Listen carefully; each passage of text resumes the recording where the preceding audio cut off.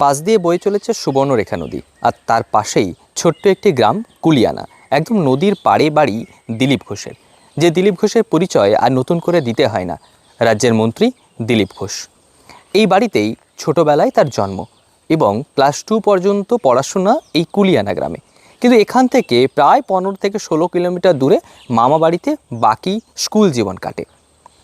দাদু দিদিমার কাছেই দিলীপ ঘোষ আদরে বড় হয়েছেন এবং সেখানে স্কুলে থেকে তিনি মাধ্যমিক পর্যন্ত দিয়েছেন। তারপরে ভর্তি হন নয়াবসান জনকল্যাণ স্কুলে।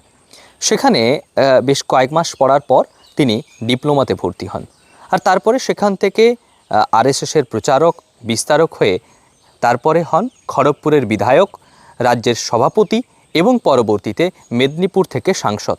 এখন আবারও খড়গপুর থেকে জিতে রাজ্যের মন্ত্রী পেয়েছেন প্রত্যন্ত গ্রামের সেই দিলীপ ঘোষ।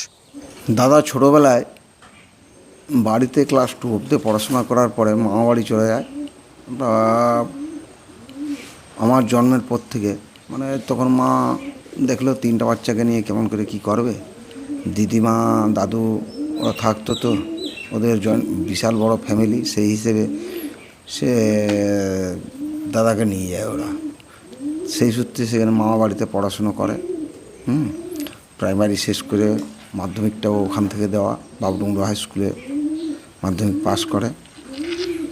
তারপরে ওখান থেকে এসে ওখানে গিয়ে আবার আরএসএসের স্বয়ংসেবক হয়ে যায়। ওখানে আরএসএসের শাখা চলতো গ্রামে, সেই হিসেবে দাদা ওখানে স্বয়ংসেবক হয়ে যায়। শাখায় প্রতিদিন যেত, খেলাধুলা খুব ভালো ছিল দাদার, খেলাধুলা করতে ভালোবাসতো, বিকেলে শাখায় যেত। তারপরে ওখান থেকে স্কুল ফাইনাল পাস করার পরে বাড়ি ফিরে আসে। বাড়িতে এসে আমাদের নয়াবসান হাই স্কুলে, নয়াবসান জলকল্যাণ বিদ্যাপীঠ, ওখানে হাই সেকেন্ডারি ভর্তি হয়। ওখানে মাস 3 ক্লাস করার পরে আইটিআই ঝাড়গ্রাম ডিপ্লোমা কলেজে ওখানে চান্স পাওয়ার ফলে ওখানে চলে যায়। তবে দিলীপ ঘোষ ছোট থেকে খুব একটা ডান পিটে নয়।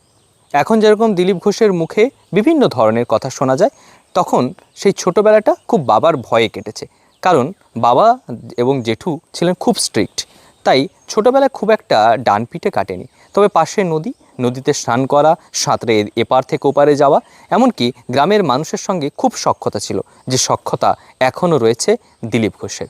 তবে এই বাড়িতে এখন থাকেন তার ছোটো ভাই এবং দাদা থাকেন গোপীবল্লভপুরে, এবং আরেক ভাই তিনি থাকেন বালেশ্বরে। স্বাভাবিকভাবে এই যে ভাইদের সংসার, তাতে কিন্তু দিলীপ বাবুর সঙ্গে সখ্যতা বেশ, এবং তারাও চান রাজ্যের মন্ত্রী হয়ে রাজ্যের মানুষের জন্য বেশ কিছু উন্নয়নমূলক কাজ করুক দিলীপবাবু। খাট পেলেই গাছতলায় শুয়ে, দিলীপদা খাট পেতে বা গাছের তলায় শুয়ে বাইরে বসে থাকে লোকের সঙ্গে। তারপরে হয়তো চেয়ার পাতলো, বাইরে সবাই আছে, সবার সঙ্গে বসলো। ঘরে গেল, বারান্দায় খাটটা পড়ে আছে, খাটটা তো শুয়ে পড়লো। তক্তাটা আছে, তক্তাটা তো শুয়ে পড়লো। কোনো সেরকম কিছু নয়। আপনার ভাই দিলীপ ঘোষ আর মন্ত্রী দিলীপ ঘোষ, মানে এর দুটোর পার্থক্য কী আছে? দুটোই আমার মনে হয় সেম। হয়তো একটা সাংগঠনিক ব্যাপার ছিল, একটা প্রশাসনিক ব্যাপার, কিন্তু আমার কাছে সেম। সাংগঠনটা যেরকম করেছিল, নিজের হাতে গড়েছিল, পশ্চিমবাংলায় জনপ্রিয়তা অর্জন করেছে দাদা।